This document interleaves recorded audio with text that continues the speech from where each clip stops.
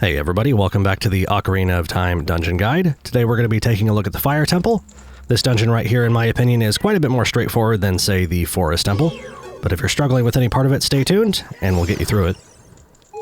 We're going to start off the dungeon by coming over here to this left-hand door, coming on inside here, and here we're going to find Darunia, which is kind of cool. We haven't seen him since the child portion of the game. It's pretty rare that we see any friendly NPCs in the dungeons. I guess the only other NPC that I can think of was Rudo in Jabu Jabu. And he's going to say some stuff and somehow get through that boss door without a boss key. I don't know how that works, but I won't question it. Otherwise, the only thing that we got to do in this room is we're going to come over here and we're going to find a jail cell with a Goron inside. We're going to hit the switch and open that up for him. And that's actually how we're going to collect all of the small keys in the Fire Temple. Each one of the Goron cells, there's a bunch of cells with Gorons in it. They're all trapped here, right? And inside each one is going to be a small key. So, you know, allegedly, it looks like we're freeing the Gorons, and that's what we'll tell everybody, but in reality, we're just opening those up to grab the keys. So anyway, good luck on your way out, Goron buddy. You're on your own. And now that we have a key, we can come over here to the opposite door, and this is sort of, you know, where the Fire Temple really starts. That other door was just where the boss was, and sort of an introduction by Darunia. Otherwise, it's sort of a dead end. And here we are, we have sort of a hub room. We got a few different ways to go. We're going to start by coming on over here, and I'm going to go ahead and just screw up that jump. But luckily, since we have the Fire Tunic, we can temporarily, for a short period of time, run in the lava, so that's pretty dang cool. Entering this door here, we'll find one of these sort of dark tunnels. There's actually a bunch of these in the Fire Temple, and I always thought they looked really awesome. At the end of the tunnel, there's going to be another cell with a Goron in it. We'll open that up, and he'll be like, "Oh my gosh, thanks for saving me." And we'll just be like, "Yeah, whatever, where's the key? Step aside, where's the chest?" And without saying another word, we'll just go out the way we came. And now above us, there is one of these Song of Time blocks here. You, of course, can play the Song of Time using your ocarina, and that will move the block down to where we were standing. You can actually hop up on top of that block and get up to another room up there. I believe there is a gold skulltula up there, but I'm not entirely sure. I know that there's nothing critical up there for the dungeon, so we're just going to go ahead and skip it. If you are looking for gold skulltulas, I will be making a guide on that, so stay tuned. Otherwise, we're going to come over here and find sort of this fake portion of this wall that we can blow away with a bomb, and behind it is another door, leading to another Goron cell. So, Goron cells and keys on the left and right-hand side of this main room so far.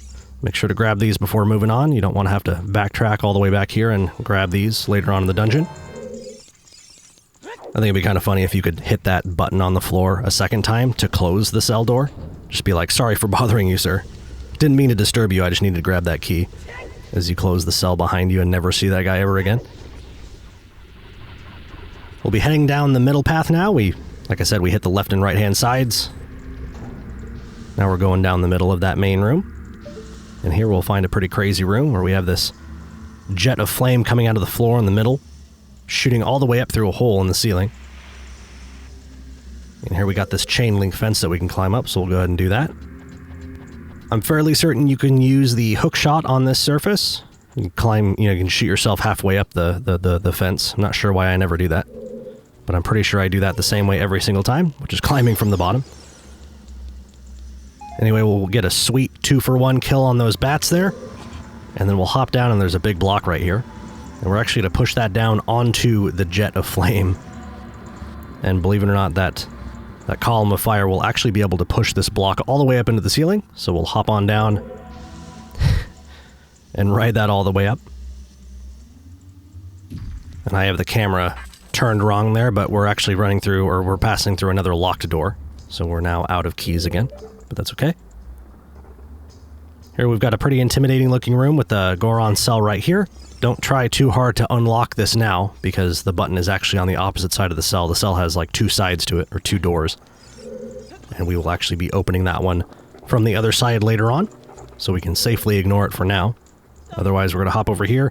On the left there, that's actually a new kind of switch that I don't think we've seen yet in Ocarina of Time.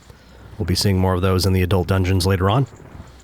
You can hit it right now, but you'll never have enough time to actually do what you need to do, so you can kind of pass that up right now.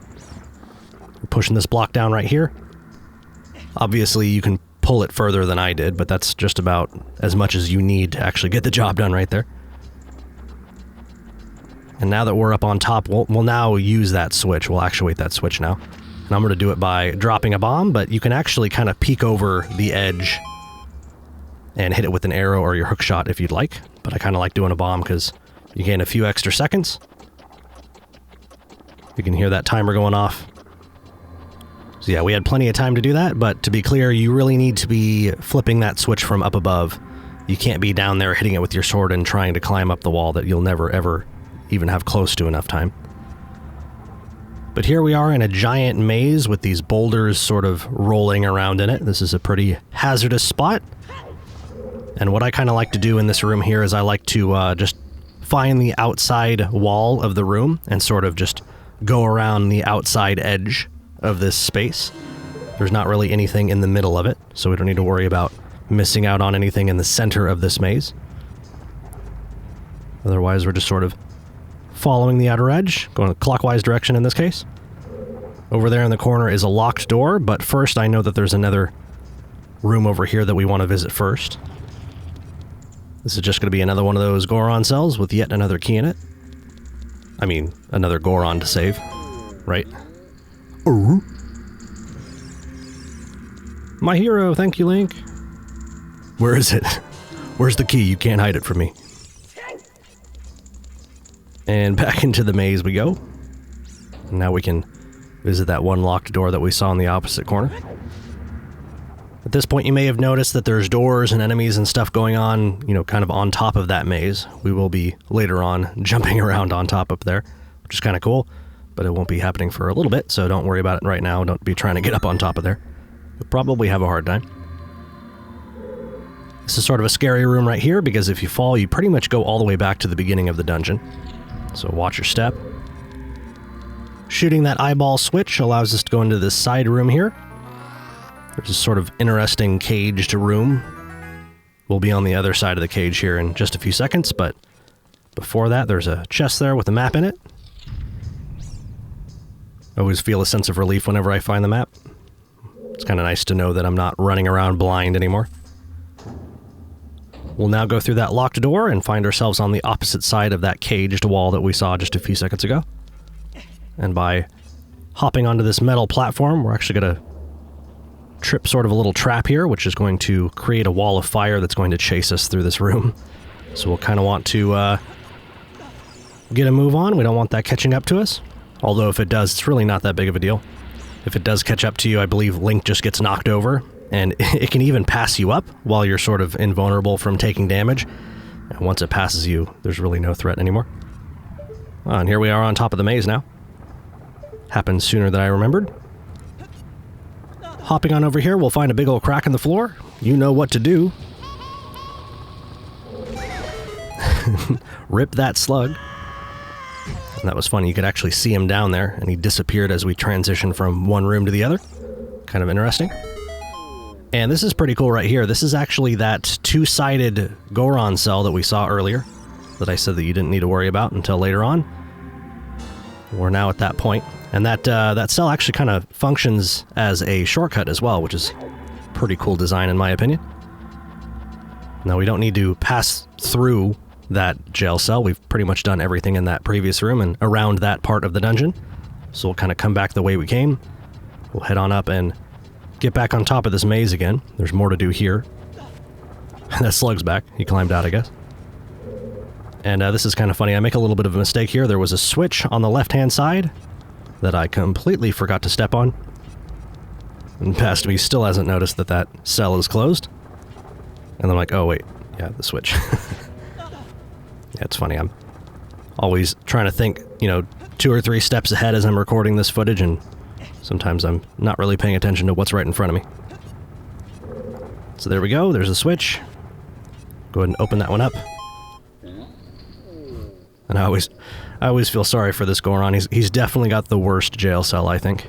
He basically has to fall off of like a second-story building in order to get out of the dungeon. And then go through a nasty maze with boulders and stuff. But I guess he's kind of part boulder, so I don't know. Maybe it's not really that big a deal. He's like, hey, can you help me get down? And I'm like, nah, good luck.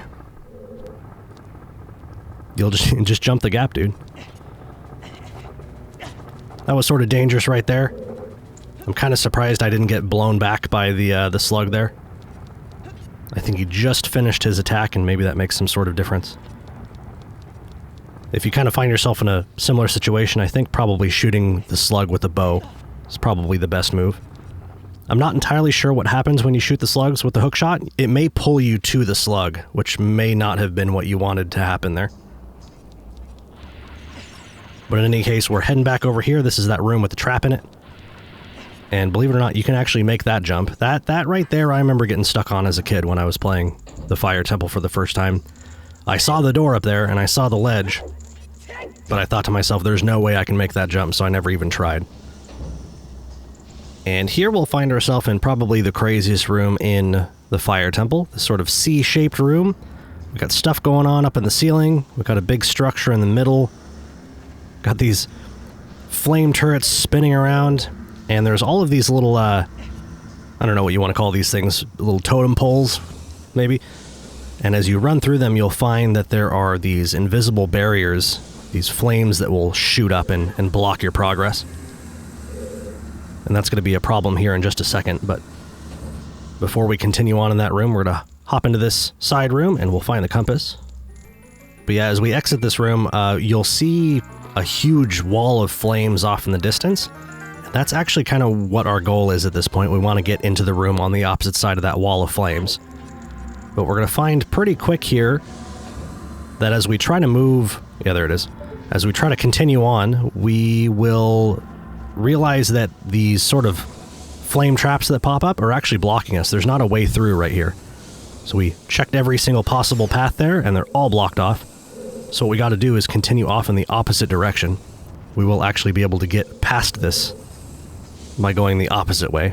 It'll make more sense as you see it. We're basically going to go all the way around and enter a room and pop out on the other side of that barrier there. So as you move through these traps, you may kind of want to move slowly. It can be pretty frustrating to think that nothing's going to pop up. The timing of these traps is just perfect. Like right at the last second when you think you can get through, it just pops up and blasts you back. And it just happens over and over. It's funny, but it's also very frustrating. Luckily there's some hearts and some jars over here. Thank you, developers, for doing that. And I'm just going to barely catch the edge of that flame trap there. I really like that last one. That's just like right, as you turn that corner, you see the door and you're just like, oh my gosh, I'm going to finally get out of here. So of course the last one is going to just roar up in front of you and knock you back one last time. We briefly saw a Goron cell in that hallway there. We don't have the tool needed to really get him out of there, so we can ignore it for the time being. We will be back shortly though. And now that we've come out of that door, we're actually on the other side of that impassable barrier now. There are still traps that are going to be popping up in front of us though. Especially right here. We're going to be pressing this switch, which is going to lower that wall of flames, and we only have a few seconds to run over here and hop up on top of this platform before they shoot up again. So that might take a couple of tries. You kind of need to memorize where the flame traps are. Luckily there's not a whole lot you have to go through. You kind of just take that turn sort of wide right there, if you will, and then it's a straight shot into the next room. And now it's time for the Flaredancer. This is a very cool mini boss fight. And the way he works is he'll kind of stand and spin in place, and if you don't interrupt him, he'll spawn a bunch of little fireballs that will chase you around the arena, which can be very annoying. So you want to interrupt him if you can. You can do that either by throwing a bomb at him, or I think a much better way to do it is to use the hook shot, because it pulls him towards you. When you pull him towards you, I think you want to do a jump slash, because it sort of deals enough damage to move him on into the next phase. Here I'm kind of showing what it looks like when you don't do enough damage. He basically runs away from you. So that was intentional right there. As you'll see in this final phase, I'll actually do a jump slash, which will just finish the fight. But the tricky part about doing the jump slash is sort of getting the timing here. Basically what happens is as you pull him towards you, he'll sit there and bounce for a few seconds. As he's bouncing, he cannot be hurt. So you kind of have to wait for that bouncing to stop. but then you don't want to take too much time because then he's going to run off, right? So watch that a couple of times if you think it'll be helpful. Try to get the timing down, and if you do get the timing right, you just pull him towards you and just jump slash him, and that's like a third of the fight done. You just do that 3 times and the fight's over. Moving past the boss now, we're in this room. It's kind of similar to that one room with the two-sided Goron cage in it, where we kind of need to peek over and hit a switch. You, of course, can use a bomb like I did in that previous room, but as you can see, depending on where you stand, you can kind of just barely catch a glimpse of it and hit it with an arrow if you'd like. Probably better to use an arrow and save a bomb. This is a pretty cool room right here. I meant to look up and show off a chest up there. It didn't quite have the line of sight, but you'll see a big spiral staircase, and yes, there's inside that big column of flames up there, there's a pretty important item, if I do say so myself. So we'll go ahead and step on that switch, which is going to start a timer, so you kind of want to be hurrying here, but don't hurry so much that you fall. You do not want to fall right here. You have more time than you think, and of course it's probably better to run out of time and then simply just walk down the stairs and try again, than rush it and then fall. But if you do that properly, you will be rewarded with the Megaton Hammer, or as I called it as a little kid, the Weigh-a-ton Hammer. The Megaton Hammer is a pretty cool item. It does a ton of damage if you try to fight with it, but also if you just kind of hit things in the world, you can find that it has some pretty interesting effects. One being these tiles here. These are only found in the Fire Temple, but if you hit those with the Megaton Hammer, they will fall down. And this room right here, as well as the next couple of rooms, I think are pretty fun because you're going to sort of be presented with some, I guess, puzzles, if you will, and the answer to essentially all of these rooms or these puzzles is to hit something with the hammer. We're just going to be smacking stuff for the next couple of rooms. Like this room right here, it looks like a dead end, but there's another one of those tiles, so we'll hit it with the hammer, which is going to make a huge staircase appear, which is kind of cool. And before I hop down there, I'm going to make sure to grab one of these boxes, just because I know I need it. But down here is one of these momentary switches. This is sort of an annoying moment in the Fire Temple. If you come down here, press that switch and realize you have to climb up that staircase just to grab another box. And here we are in yet another room. And oh look, something else to hit with the hammer. I love it. And this time we're going to fall quite a ways down. And here we're going to find ourselves in sort of a familiar room. This is that C-shaped room with all of those fire traps in it. We're kind of up higher than we were before. But sitting here at our feet is a new type of switch. Navi says it looks rusted, so I guess we'll just hit it with the hammer. And that's going to open that up. And I guess this is the first moment where we actually have to do something other than smack it with a hammer.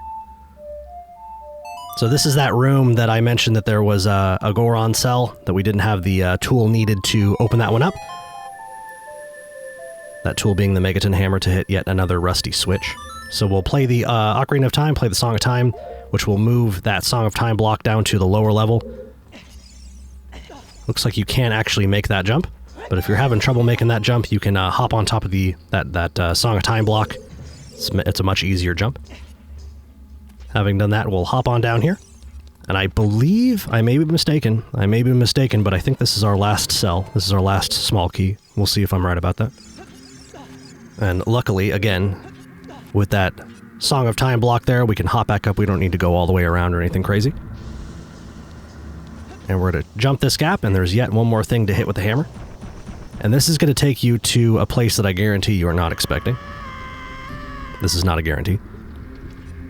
Here we are, way back at the beginning of the dungeon. And we can now jump the gap. We didn't actually see it happen before, but there was actually no way to jump all the way over to where that boss door is. So now we have a way to get there, but we're in kind of an awkward spot now. It's kind of crazy. We actually never saw the boss key. But this is probably my favorite boss key chest in Ocarina of Time. If we come over here, this is the entrance of the Fire Temple. If at any point we had come over here and opened this left-hand door, we actually would have seen it all along, sitting right here. It's like a carrot being dangled in front of us. And yet it's pretty much the last thing that we do in the Fire Temple. I think that's some pretty fun design right there. And the way we're actually going to get to that inside that cell is by coming over here and knocking away this totem pole. And we're going to get a sweet kill on that bat. That was kind of completely unintentional. But behind that totem pole is another locked door. And there's going to be a couple of rooms that will lead over to the opposite side of that cell. The way you get through this room is just by killing everything. And as you can see, when I used the Megaton Hammer to hit the floor, it flipped all the slugs over, which is kind of nice. They're kind of harmless when they're on their backside like this. You can kind of just jump slash at them or hit them any way you please. Of course, you can hit the bats with the bow, but they'll be kind of flying in your face. It can be kind of easy just to hit them with the sword if you just wait for it. That room right there had a bunch of tiles that spin up and hit you if you're not careful, but there was only a gold skull in there, so we pretty much can just skip that whole room. And surprise, another Flaredancer. So we get a second chance to see how this boss works. Again, we're using the hookshot to bring him close, and we don't attack too quickly, because we don't want to swing while he's invulnerable. Like I said, while he's bouncing around right there, he can't be hit. So we have to wait for him to stop bouncing. Oh, there goes the fireballs there. I was a little bit too slow. I also missed the jump slash, so that was sort of a disaster right there, but it could have been worse. And yes, like I said, if you get that jump slash in, as soon as he becomes vulnerable, you really don't have to deal with him kind of running around. You don't have to chase him, as funny as that is. And a small chest here. I'm pretty sure this is nothing important. I mean, bombs. Bombs are kind of important, but it's not like a key or anything. And finally, coming through this last door, we'll find this rusty switch, which will open this two-sided Goron cell, which will allow us to collect the boss key, and we'll be able to move on to the final boss of the Fire Temple. So yeah, again, I do love how you can potentially see that boss key chest essentially immediately as you enter the Fire Temple for the first time.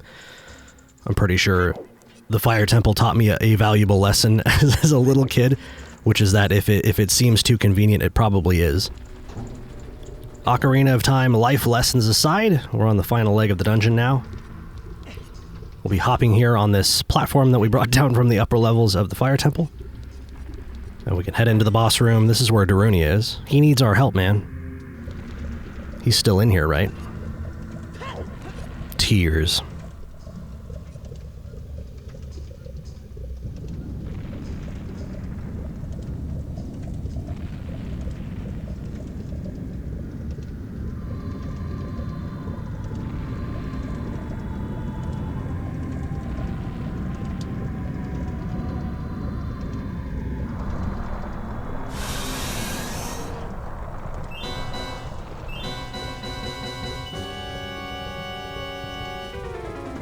Alright, so the final boss of the Fire Temple is named Volvagia. A very cool sort of fire dragon snake kind of thing that can fly around. There's a bunch of holes in this arena, and he'll be popping in and out of those. There's pretty much only one phase to this, but it sort of involves two separate parts. One where he pops up and tries to claw at you, and then the other one is going to be like right here, where he flies up and he can do a couple of different things. It looks like this first time he's going to sort of fly at us and blow fire at us, so we kind of want to move perpendicular to him, try to avoid the flames. There's nothing that we can do to hurt him in this phase, this part of the fight.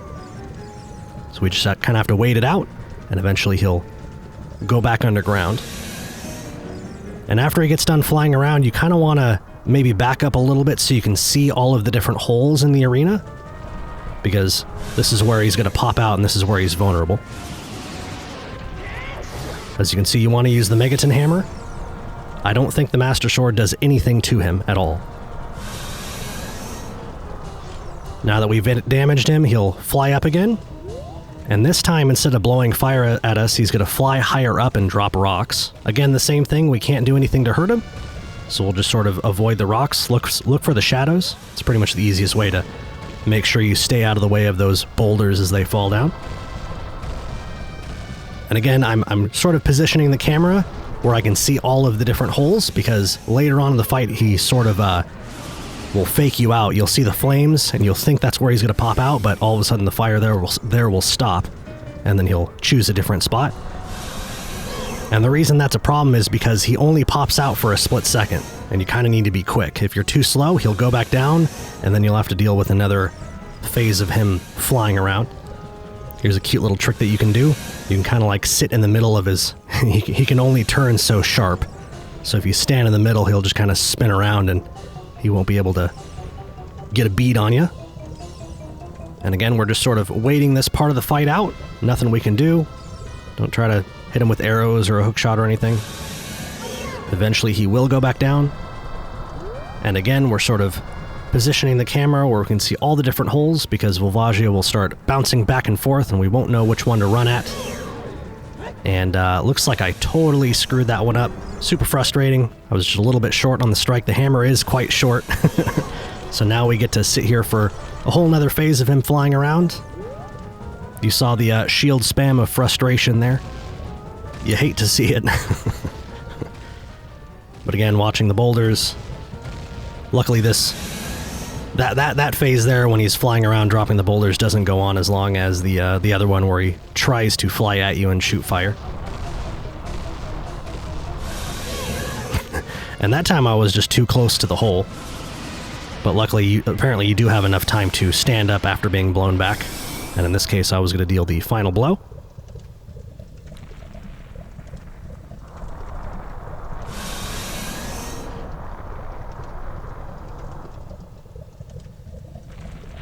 And here we're rewarded with a cool cutscene of Volvagia sort of burning away, body falling apart. I like how as he was flying there, he was turning sort of sharp, like almost contorting, like there was something wrong with him. And then the heart piece spawns from the last part of him, which is his head there, which is pretty cool. But anyway, that was Volvagia in the Fire Temple. Thanks for checking out the video. I hope you learned something. I think the most ironic part about me making this video right now is that it is currently 112 degrees Fahrenheit in California outside right now, so I certainly feel like I'm in the Fire Temple in sort of an awful way. But in any case, thanks for watching. Coming up next will be the Ice Cavern. It's a mini dungeon that comes up right before the Water Temple. I hope you stay tuned for that, and I'll see you in the next video.